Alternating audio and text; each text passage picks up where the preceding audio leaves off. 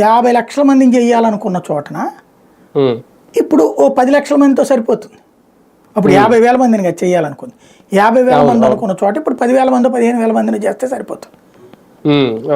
ఆ తర్వాత నరకం ఉంటుంది వాళ్ళకి, మిగతా వాళ్ళకి.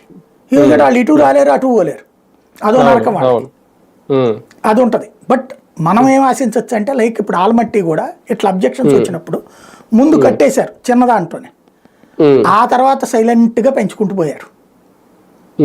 భవిష్యత్తులో అట్లా మనం కూడా పెంచుకోవచ్చు కదా. ఇప్పుడు శాంతం ఈ టైంలోనే గొడవ పెట్టేసుకుంటే పని అవ్వదు మనకి.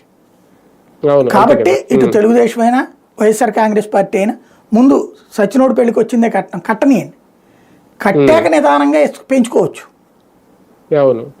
ఇంకోటి ఏమవుతుందంటే రెండవది నిర్వాసితులే కాకుండా అవతల ప్రాంతాల్లో ముంపు ఎక్కువ అవుతుంది. ఛత్తీస్గఢ ఇతర ప్రాంతాల్లో వాళ్ళని ఒప్పించడం అనేది మళ్ళీ పెద్ద తతంగం. కాబట్టి అక్కడ కేంద్రం వెనకడుగేస్తుంది అనమాట. ఒక రకంగా 5,000 కోట్ల రూపాయలు అంటే ఇప్పుడు సగమే విడుదల చేసినట్టున్నారు.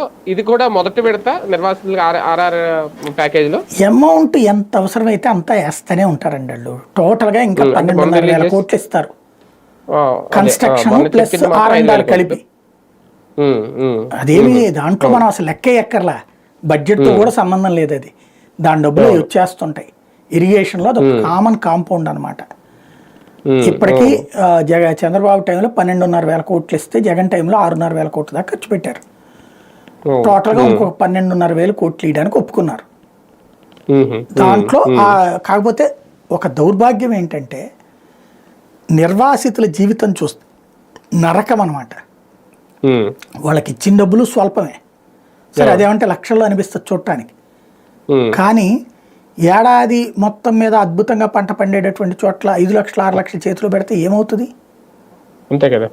నెంబర్ 1. రెండోది అలా కట్టించిన ఇల్లు మన దాన్ని ఏమంటారు లేబర్కి ఇచ్చేటటువంటి ఉచిత ఇళ్ళు ఉంటాయి చూడండి,